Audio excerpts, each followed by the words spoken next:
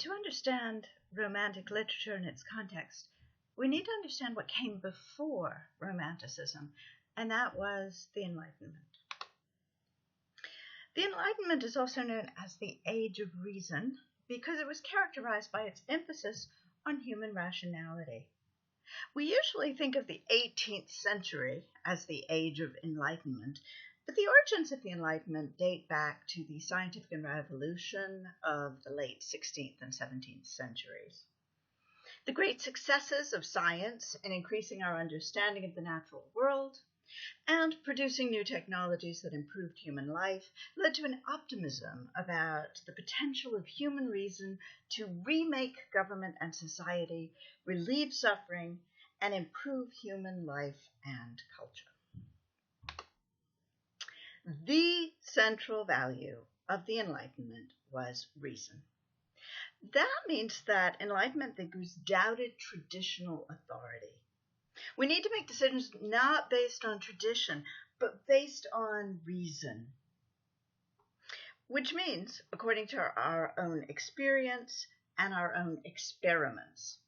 Scientifically minded, they doubted the existence of the supernatural, though many retained a belief in a creator God who made a rational universe governed by laws, one that rational human beings could come to understand. This God, however, was what's called a watchmaker God. He made the universe, created its physical and ethical laws, wound it up, and then stepped back and let it run on its own.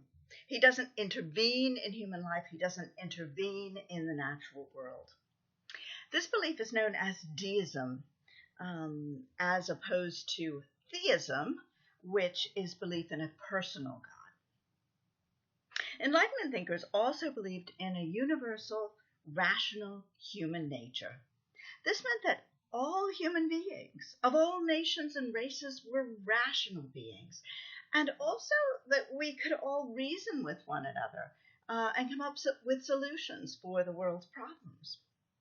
So while the Enlightenment did not believe that all cultures were created equal, some were more in line with reason than others, some were more superstitious than others, they did believe in a fundamental human equality. But if humans are all equal and capable of reason, then they should be free to make decisions for themselves, and in particular to decide about their own government. That's why Enlightenment thinkers were champions for freedom and self-government, and why they were opposed to the enslavement of any human being. We'll read an autobiography that played a part in the abolition of the slave trade later this week. Enlightenment thinkers generally adhered to a social contract theory of government. The legitimate power of government derives from the consent of the governed, not from heredity, not from tradition, and not from military force. Immanuel Kant, the German philosopher, wrote an essay called "What is Enlightenment?" in which he tried to explain the central ideas of the movement. Here's the opening sentence of the essay. Enlightenment is man's emergence from his self-imposed immaturity. Immaturity is the inability to use one's understanding without guidance from another. This immaturity is self-imposed when its cause lies not in lack of understanding, but in lack of resolve and courage to use it without guidance from another. Sapere aude, dare to know. Have the courage to use your own understanding. That is the motto of Enlightenment. Dare to know. Dare to make your own decisions. Dare to break with tradition and rethink your life and your society. That's what the Enlightenment was about. I want to mention here that while Kant talks about a man's emergence from his self-imposed immaturity, he's talking about all human beings, not just men. He explicitly includes women in the next paragraph and actually says that women are even more often discouraged from thinking for themselves than men are.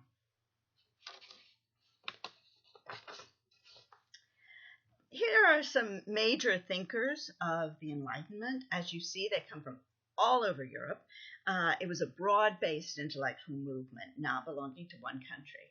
In England, John Locke was an important philosopher who wrote extensively about social contract theory and also about human development. He believed that human beings are born, each human being is born as a tabula rasa, a blank slate, and that life experience and their thinking about it later makes them who they are. That means if we change society, we can change human nature profoundly, make them better, make human beings better and happier. Voltaire was a French philosopher and a less optimistic thinker.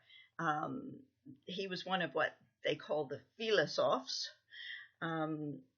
And he wrote satirical works, including his most famous work, Candide.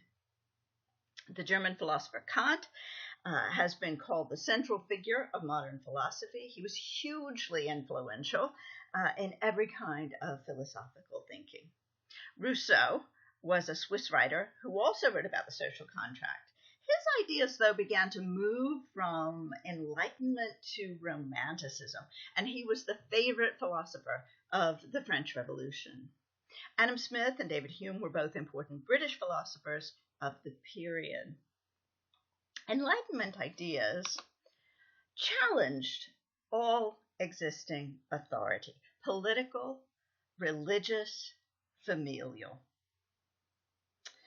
And Enlightenment ideas also inspired two revolutions against existing political authority. The first was the American Revolution, and the second, the French Revolution.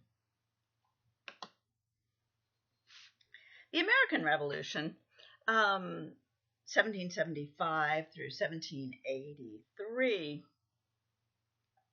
achieved independence from British monarchy and instituted a new governmental system that was characterized by values of individual freedom and self-government. And you can see this very clearly in the preamble to the Declaration of Independence. We hold these truths to be self-evident, that all men are created equal, that they are endowed by their Creator with certain unalienable rights, that among these are life, liberty, and the pursuit of happiness. That to secure these rights, governments are instituted among men, deriving their just powers from the consent of the governed.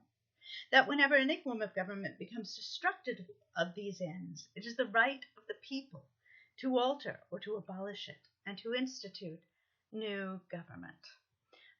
Human equality, human liberty, and the consent of the governed. These are all central Enlightenment ideas.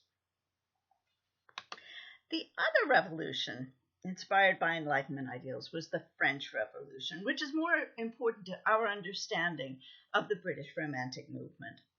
The French Revolution also wanted to overthrow its government and put in its place another government based on Enlightenment ideals of liberté, égalité, fraternité, right? Liberty, equality, and brotherhood. But it also wanted to do much more. It wanted to completely remake society on a rational basis. Here are some examples. They renamed all the days in the week, right? You wanted to eliminate vestiges of the Greek gods that were embedded in the days of the week. So Tuesday, Mardi, is Mars Day, after the Greek god of war. Mercredi is Mercury's day, after the Greek messenger god. You got to get rid of these superstitions. They turned Notre Dame Cathedral into the Temple of Reason, overthrowing the authority of the church.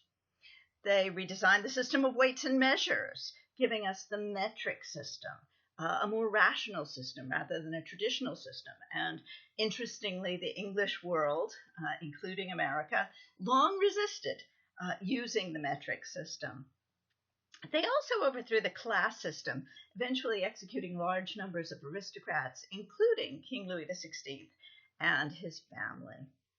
This created a furious reaction in the rest of Europe, especially in England, which is the topic of our next video.